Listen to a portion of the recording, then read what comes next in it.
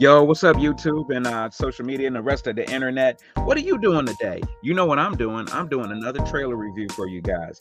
And today I got one that I'm kind of excited about because it's sort of a period horror movie that covers the 70s, I guess. And I'm kind of a child of the 70s. This movie, I'm going to actually read the synopsis just real quick, just because I think that sets up the trailer and the poster. And you'll see why I'm doing that in a second. So, with this particular movie, the description says a live television broadcast in 1977 goes horribly wrong, unleashing evil into the nation's living rooms. All right, so why did I read the synopsis instead of showing you the poster first? Well, this is a little movie called Late Night with the Devil. Now, in the 60s, 70s, late night television was all a rage. You had, Johnny Carson, all kind of different late night TV shows that, featured people trying to do things to one up each other. Like most of them were talk shows, but you started having, comedians on and things of that nature. So I'm thinking this is some sort of an attempt by this talk show host to be edgy or whatever, and decides to maybe have some sort of guests on to talk about possession. So that's what I'm thinking this movie is gonna go. And this particular trailer is just a teaser trailer, so this is not the full trailer. I think this trailer is only about a minute long, but I'm really excited to see this trailer. Now, this movie is written and directed by the brothers Cameron and Colin Kiernes.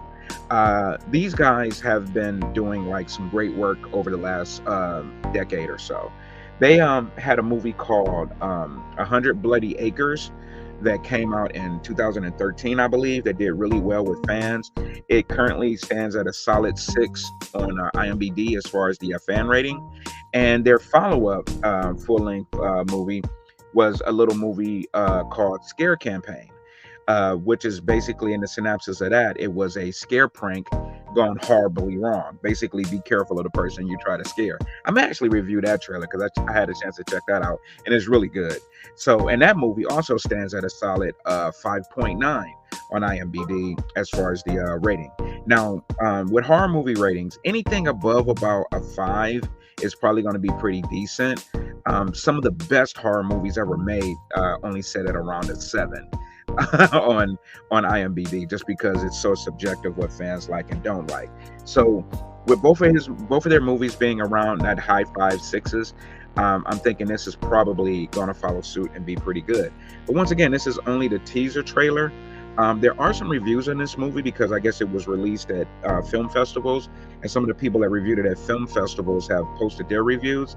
And as of right now, the movie sits at a 7.5 as far as the rating, and that's really good. There's movies like The Exorcist and things like that that are only like a 7.3 or something like that in fans ratings.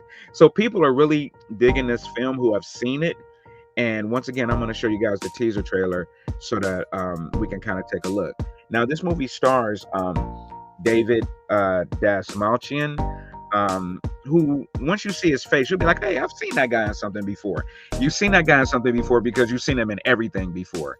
He plays minor roles across so many different movies that, you're going to be like, okay, I know this guy. The movie that you might recognize him from, that I recognize him from, he played Polka Dot Man in the Suicide Squad movie.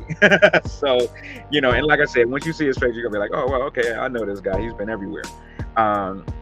Co-stars include Laura Gordon, who is a veteran of horror. She actually was in Saw 5. She played the character Ashley in Saw 5, and did a TV show called Hunters, I believe, where I believe it was sort of a horror action adventure TV show. Haven't actually seen it, but it shows in her credits. And then Ian Bliss, who is another veteran of acting. David, by the way, actually does a lot of voice acting as well. So a lot of those showed in his credits. So without further ado, once again, this is a really short trailer, but interested to see if they got the period right, as far as the aesthetics of the 70s. And just want to see what it looks like.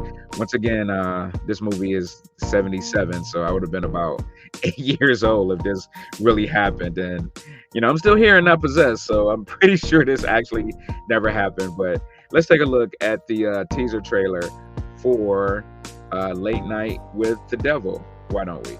let's go ahead and watch.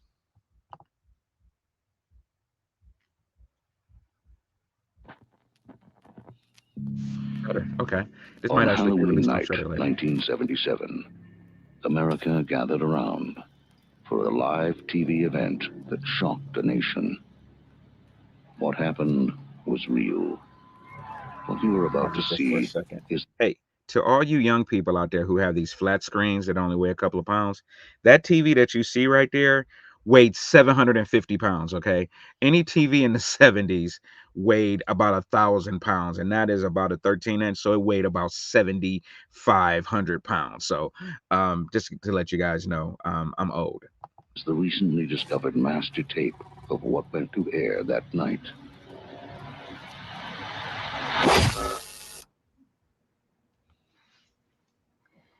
Wow. Okay. It looks really good. Hairstyle. Oh, Ladies and gentlemen, now, here's Mr. Mitch Jack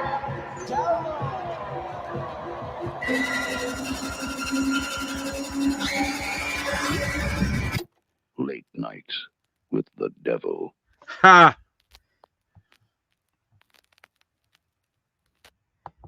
Okay. All right. Listen. I am digging that. I am digging that. Even the voice, the narrator voice, that's that voice that you heard like at the beginning of Texas Chainsaw Massacre, and other movies, like similar. I love that they went back and grabbed. I don't know if that's an actual actor or somebody voice acted that, but I love that they grabbed that to kind of promote, narrate the trailer, because that gives it that 70s feel. Also, the clothes, the hair, everything looks like they pretty much nailed the period. There's a lot of movies where, they don't really, 70s clothes look like they were heavy, right?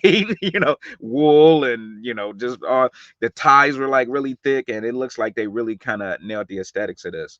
There was a lot of flash things going on there, so it looks like it may not just be possession. It looks like there's a couple of other things that may have happened. So this is going to be interesting to see how they play this out. And then Shutter flashed there for a moment. Now, if you don't know about Shutter, that's where I actually go to see a lot of hard to find horror movies. They produce their own movies on Shutter. They actually have some really cool movies on there and some not so cool movies, but that's what you get with horror. You get a mixed bag. But if you don't have a Shutter subscription, consider getting one. Um, Also, these guys made a bunch of horror shorts that you can see. A lot of them show up in their credits when you check their IMBD. And with that being said, if you're looking for someplace cool to see horror shorts, I actually I actually frequently go to Alter on YouTube. It's a channel called ALTER. They show a bunch of horror shorts, for absolutely free. And some of these are great. A lot of them have been turned into feature-length films. So if you get a chance, go over to Alter on YouTube and check out, some of their short horror movie videos. So with that being said, uh, are you guys excited to see this movie? I feel like it's more than just possession, even though it says late night with the devil. I feel like there's some other stuff going on there. Do we have possession fatigue? Just like we have superhero fatigue. I mean, over the last maybe 2 or 3 years, they've had so many possession movies. Pray for the Devil, Exorcism of God, the Pope's Exorcist. Like just in the last few years, it seemed like there's a major exorcism, and even an exorcism. They did a sequel to the Exorcism last year that I don't think fans really dug, but that's actually going to be a trilogy where girls, I guess, are going to be possessed for the next couple of years in these Exorcist movies. So, do we have Exorcist fatigue? Exorcism fatigue. Can they do anything new with that? I don't know, but like I said, I'm excited for this movie. It looks like it's filmed great. These guys have a great track record of making great movies, great scary movies. So I think I'm gonna see how I can see this movie. Um, so I guess that's it for the review today. I'm gonna look for a black scary movie or an African, made by Black people or starring Black people to do for Black History Month. I just thought about it. February is almost over with, and I've done nothing for Black History Month. So look for tomorrow. I'm gonna try to find a good scary movie trailer to watch. If you know one, send it to me, and we'll watch it together and take a look at it. Once again, this has been your boy Rob Coleman with another scary movie trailer review. I hope you guys are enjoying these. I know I kind of suck at the editing and all that. I'll try to get better. I promise you guys, I'll try to get better. And thank you guys for watching. Like, share, and subscribe. Thanks again.